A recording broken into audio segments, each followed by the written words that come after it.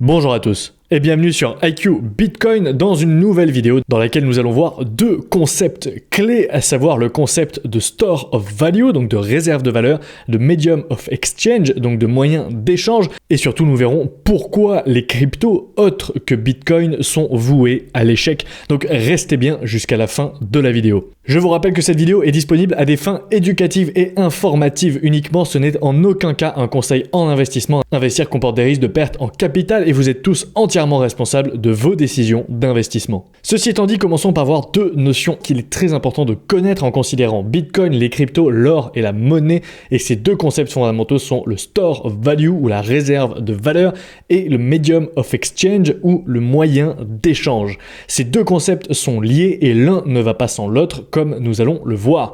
Pour les plus attentifs, vous comprendrez pourquoi Ethereum, XRP, Monero, Solana et toute autre tentative de shitcoin est et sera vouée à l'échec à long terme. Premièrement, le concept de Store of Value. Donc c'est une réserve de valeur, c'est un bien qui est gagné ou produit qui peut être conservé et échangé dans le futur contre une valeur au moins identique si ce n'est plus importante. C'est de la valeur donc sous forme abstraite qui n'est pas dépensée immédiatement mais stockée en vue d'un échange ultérieur. Vous pouvez par exemple essayer de stocker toute votre valeur, donc votre richesse en kiwi par exemple, mais vous finirez pauvre tout simplement car au bout d'une semaine, ils seront tous pourris et ne vaudront absolument plus rien.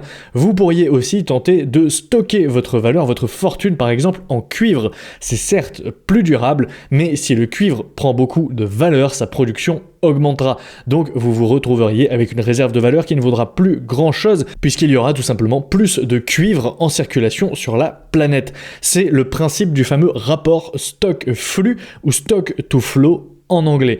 Donc si on prend l'exemple de l'or qui est depuis des millénaires, en tout cas jusqu'en 1971, la réserve de valeur mondiale a été l'or. C'est un bien physique qui ne se dégrade pas avec le temps, il est donc durable, fongible et divisible. Fongible veut dire que 1 gramme d'or en Asie équivaut à 1 gramme d'or en Europe et à 1 gramme d'or aux États-Unis. Il n'y a pas de différence entre les grammes d'or. Et il est également divisible puisqu'on peut facilement le fondre et en faire différentes tailles, différentes formes. Mais surtout, ce qui a fait que l'or a été une réserve de valeur, c'est que c'est un métal rare, ce qui garantit un rapport stock-flux élevé. Historiquement, l'or possède un ratio de 66 fois, ce qui signifie que le stock actuel en circulation est 66 fois supérieur à la production annuelle de nouvel or. Pour comparaison, l'argent se situe aux alentours de 20 fois, ce qui est donc 3 fois inférieur, et le cuivre à seulement 1 fois, ce qui signifie que si la valeur de l'argent ou du cuivre augmente dans le temps, il sera beaucoup plus facile pour des entreprises de produire, d'extraire plus d'argent ou de cuivre pour contrebalancer et donc forcément la valeur n'augmentera pas à long terme. Alors que l'or, même si l'or prend de la valeur, on ne peut pas en extraire plus que ce que la planète, que ce que la Terre nous donne, donc forcément il continuera à prendre de la valeur à long terme.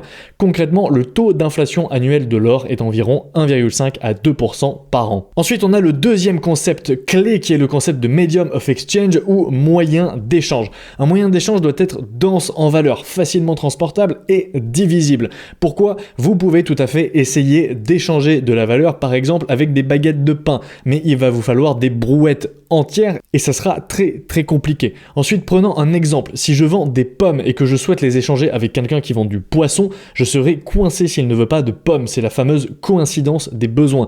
Pour cette raison, un moyen d'échange est donc un bien intermédiaire qui est neutre, dont le seul but est de servir à l'échanger contre un autre bien, et ce soit immédiatement, soit dans le futur. Vous comprenez donc le lien entre moyen d'échange et réserve de valeur à ce niveau-là, puisque c'est un prérequis. L'or s'est imposé comme un moyen d'échange naturel, puisqu'il a d'abord été une réserve de valeur, et surtout il a été la meilleure réserve de valeur pendant des millénaires, grâce à son ratio stock-flux élevé, puisque personne n'a jamais imposé l'or comme moyen d'échange, il s'est imposé tout seul par le marché. C'est une monnaie qui a émergé naturellement au fil du temps, tout simplement parce qu'il s'agissait du bien que les gens conservaient afin de l'échanger dans le futur. Les gens conservaient leur valeur, leur richesse sous forme d'or, tout simplement puisque c'était un des biens les plus rares de la planète, et donc il était très compliqué d'en produire plus. Pour devenir un moyen d'échange, un bien doit donc d'abord être une réserve de valeur, puisque si vous voulez échanger ce bien dans le futur, s'il perd toute sa valeur, vous ne pourrez tout simplement plus l'échanger dans le futur, donc il n'a plus d'intérêt en tant que moyen d'échange. Mais vous pourriez me dire, oui, mais les monnaies fiat, donc à savoir l'euro, le dollar, sont de mauvaises réserves de valeur, et pourtant elles fonctionnent comme moyen d'échange. C'est vrai, mais ça n'a été possible que parce que ces monnaies ont été à leur origine adossées à l'or, et surtout ces monnaies sont quand même des réserves de valeur relativement stables, c'est-à-dire que le taux d'inflation annuel permet tout de même de conserver des certaines sommes en euros, en dollars, sans qu'elles soient complètement dévaluées d'une année sur l'autre. C'est pour ça d'ailleurs que dans les économies subissant une forte inflation, comme par exemple le Venezuela, le Liban ou encore le Nigeria, eh bien la population se tourne vers d'autres monnaies, notamment le dollar, pour prendre la fonction à la fois de réserve de valeur mais aussi de moyen d'échange. Personne ne voudra échanger dans ces pays avec une monnaie qui perd 40% de sa valeur tous les ans. Et donc le fait que ces monnaies fiat ont d'abord été adossées à l'or a permis d'instaurer la confiance des utilisateurs envers ces monnaies, puisque à l'époque, avant 1971, vous pouviez tout simplement prendre vos billets, aller à la banque et échanger vos billets contre des pièces d'or. Il y avait un taux de change fixe et 35 $ valait par exemple une once d'or avant 1971, c'était 22 $ avant 1933 et les monnaies fiat lors de l'étalon or avaient tout un taux de change fixe avec l'or. Donc aujourd'hui, plus personne n'utilise le dollar comme réserve de valeur, à part dans des pays qui possèdent des monnaies encore pires que le dollar, puisque ce rôle a été remplacé par l'immobilier et les marchés financiers, notamment la bourse, avec les actions et les obligations qui se sont énormément démocratisées, notamment depuis 1971, justement pour pallier à la dévaluation du dollar. Aujourd'hui, les gens ne stockent plus leur valeur en dollars, mais dans du S&P 500 par exemple, ou dans de l'immobilier, qui sont donc les nouvelles réserves de valeur. Cependant, le dollar reste un moyen d'échange largement utilisé grâce à sa grande diffusion, sa facilité d'utilisation et surtout parce qu'il est imposé légalement par l'État le plus puissant du monde, à savoir l'État américain. Mais si vous comprenez ça, vous comprenez pourquoi toutes les autres crypto-monnaies sont vouées à l'échec. La seule crypto-monnaie qui dépasse l'or sur tous les points est Bitcoin. Et la raison est simple, c'est la seule avec un ratio stock-flux qui est encore plus élevé grâce à sa quantité limitée dans le temps, sa quantité limitée de 21 millions. Et même à l'heure actuelle, à l'heure où j'enregistre cette vidéo, le taux d'inflation du Bitcoin est inférieur au taux d'inflation de l'or.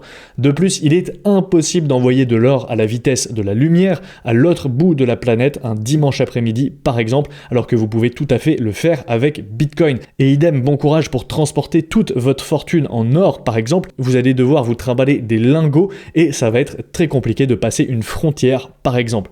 Pour cette raison, Bitcoin est la meilleure réserve de valeur à long terme. Cependant, le moyen d'échange le plus utilisé aujourd'hui reste le dollar américain, que ce soit sous sa forme classique ou via des stablecoins comme l'USDT. Mais il est désormais possible d'échanger de l'USDT via le réseau Lightning sur la blockchain Bitcoin, combinant ainsi la rapidité et l'efficacité du réseau Lightning avec la stabilité du dollar. Donc concrètement, qu'est-ce que ça veut dire? Il était déjà possible d'échanger de l'USDT sur Liquid, une autre layer 2 de Bitcoin, donc une couche, un niveau supplémentaire qui vient se greffer à la blockchain Bitcoin pour faciliter les échanges. Donc on avait déjà Liquid, maintenant on a Lightning.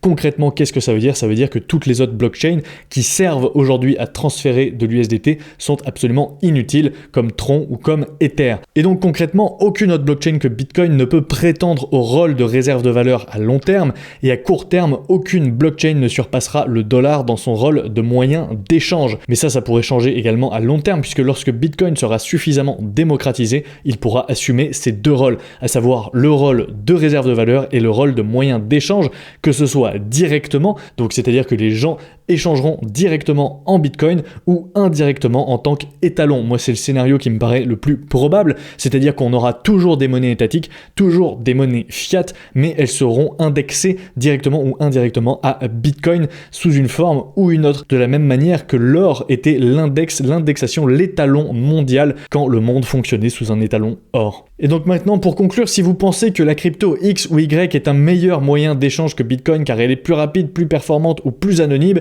eh bien ça n'a aucune importance puisqu'une crypto X ou Y échouera si elle n'est pas d'abord adoptée comme réserve de valeur à long terme par ses utilisateurs. Et aujourd'hui, il n'y a aucune crypto-monnaie qui est adoptée comme réserve de valeur à long terme par ses utilisateurs, elles sont toutes des instruments de spéculation.